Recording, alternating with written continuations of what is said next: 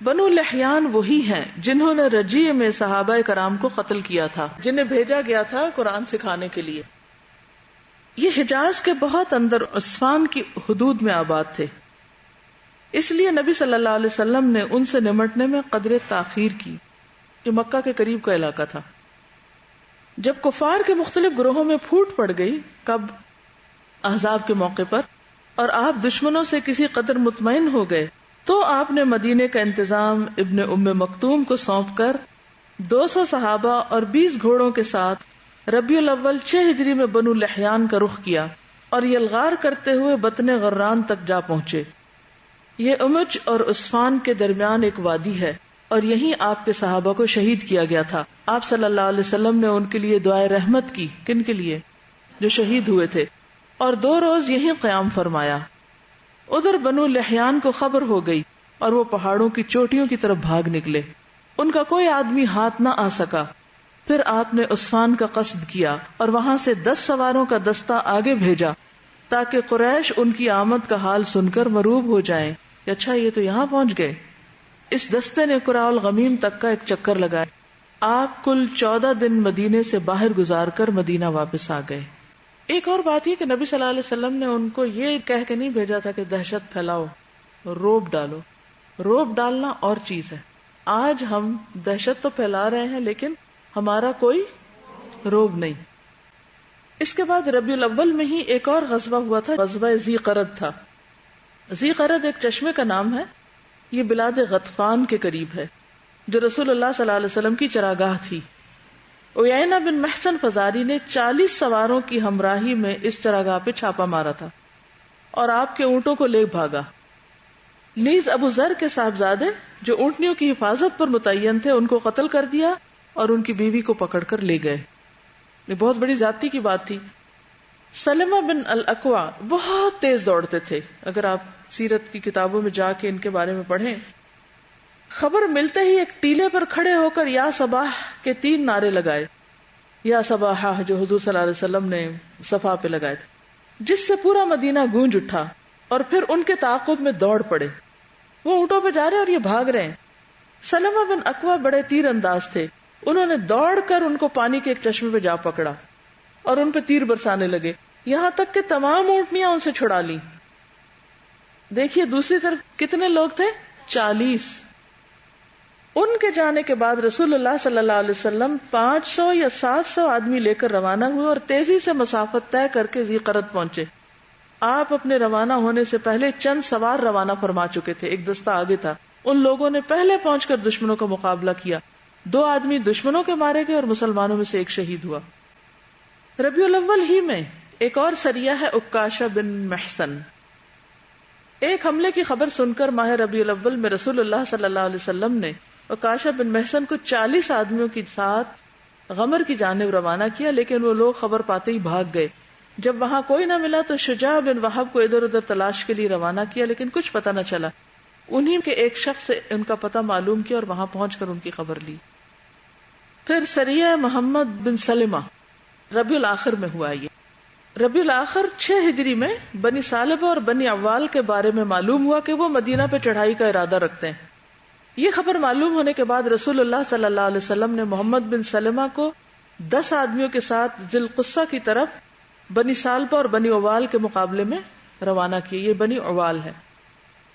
وہ لوگ رات کو پہنچے اور وہاں پہنچ کر سو گئے. دشمن پہاڑوں میں چھپا ہوا تھا. جب یہ لوگ سو گئے تو تقریباً 100 آدمیوں نے آ کر شب خوں مارا، سب کو شہید کر ڈالا. صرف محمد بن سلمہ اتفاقاً بچ گئے. پھر سریہ ابو عبیدہ بن الجراح. جب یہ واقعہ پیش آیا کہ سب شہید ہو گئے ایک کے سوا، تو نبی صلی اللہ علیہ وسلم نے ابو عبیدہ کو 40 آدمیوں کے ساتھ ذی القصہ کی طرف روانہ کیا. انہوں نے وہاں پہنچ کر ان پر حملہ کیا. وہ پسپا ہو کر بھاگ نکلے. اس کو سریہ ذی القصہ ثانی کہا جاتا ہے. پہلے میں تو مسلمان شہید ہو گئے تھے، دوسرے ابو عبیدہ کے ساتھ جب گئے تو پھر اپنا کام کر کے آئے. نبی صلی اللہ علیہ وسلم کسی بھی حال میں غافل نہیں تھے کہ کہاں سے کس طرف سے کیا ہو رہا ہے. مسلسل باخبر رہتے اور جہاں سے پتہ چلتا کہ کوئی شرارت ہونے والی ہے، آگے بڑھ کر بہادری کے ساتھ دلیرانہ اس کا مقابلہ کر کے اس کی سرکوبی کرتے. اگر آپ یہ نہ کرتے تو یہ سارے لوگ چند مٹھی بھر مسلمانوں کو ختم کر دیتے. سریہ جموم ربیع الاخر میں ہی ہوا، اور ربیع الاخر میں اب 3 ہو گئے. اسی طرح ایک اور حملے کی خبر سن کر نبی صلی اللہ علیہ وسلم نے زید بن حارثہ کو جموم کی جانب بنو سلیم کے مقابلے کے لیے روانہ کیا. یہ مقام مدینہ سے 4 میل کے فاصلے پر ہے. یہاں پہنچنے کے بعد ایک عورت کے ذریعے ان کا پتہ معلوم ہوا. معمولی لڑائی کے بعد مسلمان وہاں سے واپس ہوئے. یہ بھی حملے کی خبر تھی کہ حملہ ہونے لگا ہے، تو اس کی سرکوبی کے لیے بھیجا گیا تھا. اس کے بعد ہے سریہ عیس اور ابو العاص شوہر زینب بنت رسول اللہ صلی اللہ علیہ وسلم کا قبول اسلام. جمادی الاولی، اب آپ دیکھیے ربیع الاول ربیع الاخر دونوں گزر چکے. اب جمادی الاولی، جمادی اولی ہے بیسیکلی. 6 ہجری میں رسول اللہ صلی اللہ علیہ وسلم نے حضرت زید بن حارثہ کو 170 سواروں کے ساتھ عیس کی جانب روانہ کیا. مقصد شام سے آنے والے ایک قریشی قافلے کو پکڑنا تھا. تجارت سے واپس آ رہے تھے، جس کے سربراہ رسول اللہ صلی اللہ علیہ وسلم کی صاحبزادی حضرت زینب کے شوہر تھے ابو العاص بن ربیعہ.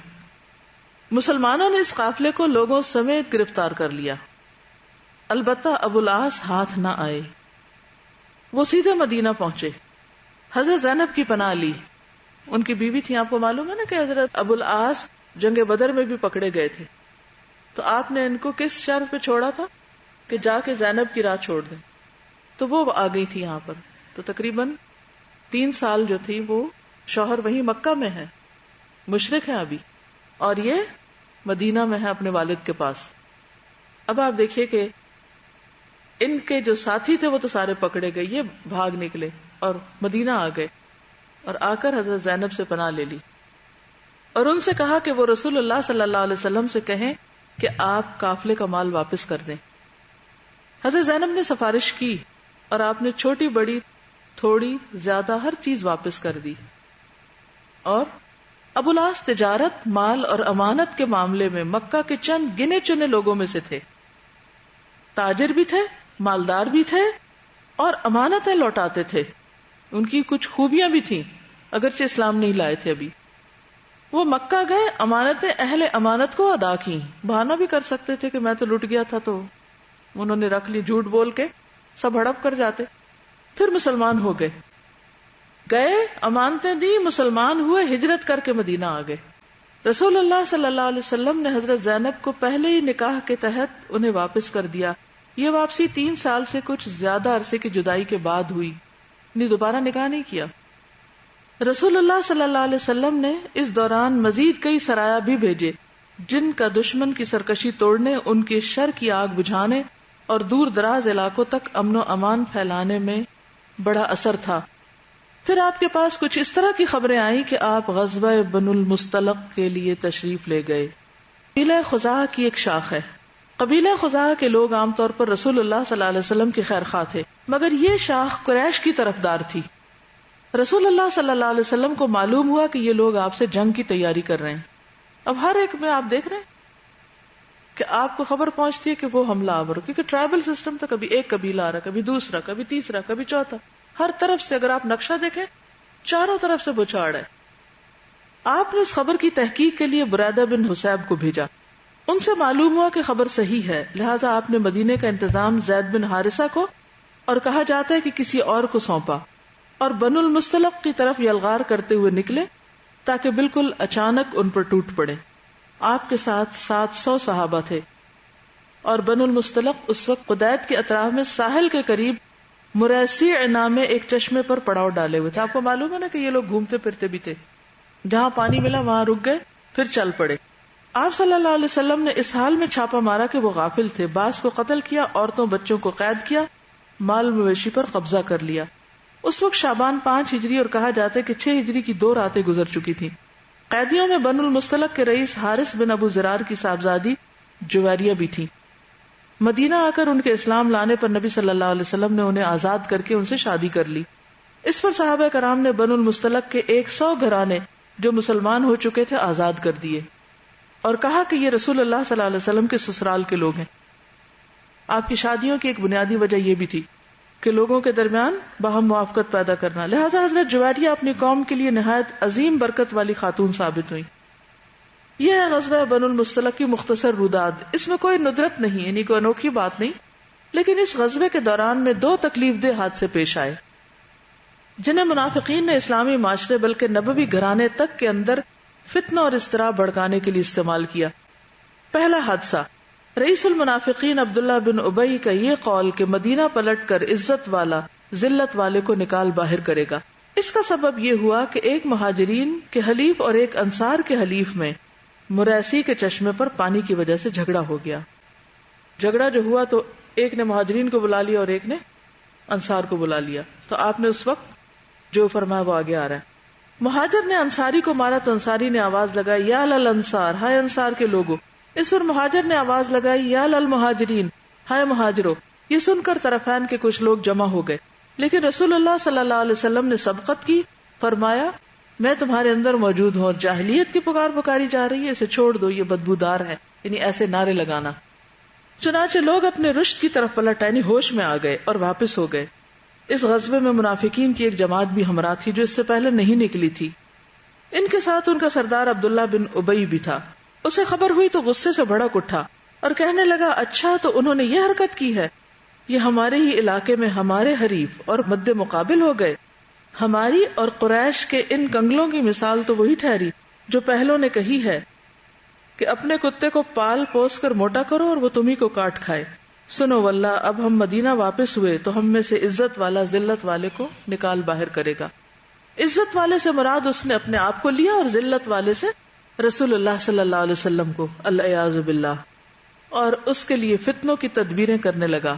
حتیٰ کہ اپنے رفقا سے کہا یہ مصیبت تم نے خود اپنے گلے منڈ لی ہے، یعنی حضور صلی اللہ علیہ وسلم کو یہاں پناہ دے کر.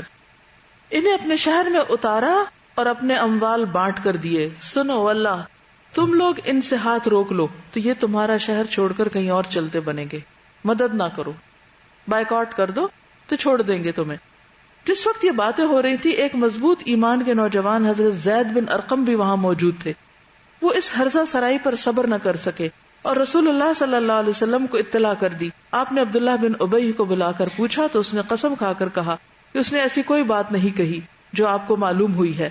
اس پر اللہ تعالیٰ نے سورہ منافقین نازل کی اور اسے قیامت تک کے لیے رسوا کر دیا. پوری تفصیل آتی ہے مختلف جگہوں پر. اس منافق کے صاحبزادے جن کا نام بھی عبداللہ تھا خالص مومن تھے. انہیں علم ہوا تو تلوار سونت کر مدینے کی گزرگاہ پر کھڑے ہو گئے اور اپنے باپ منافقوں کے سردار سے کہا واللہ جب تک رسول اللہ صلی اللہ علیہ وسلم اجازت نہ دیں تم یہاں سے آگے نہیں بڑھ سکتے، کیونکہ وہ عزیز ہیں اور تم ذلیل ہو. رسول اللہ صلی اللہ علیہ وسلم کو اس کا علم ہوا تو آپ نے کہلوا بھیجا کہ اسے اجازت ہے. چنانچہ انہوں نے راستہ چھوڑ دیا اور اس حکمت سے یہ فتنہ فروغ ہوا کہ عبداللہ بن ابی کے بیٹے عبداللہ کا ایمان واقعی سچا ایمان تھا کہ جب تک حضور تمہیں اپنے اولاد اور والدین سے زیادہ عزیز نہ ہو جائیں اس وقت تک ایمان مکمل نہیں. والدین جس بھی دین پر ہوں، اولاد کا دین اور ان کا حساب کتاب اپنا ہوتا ہے.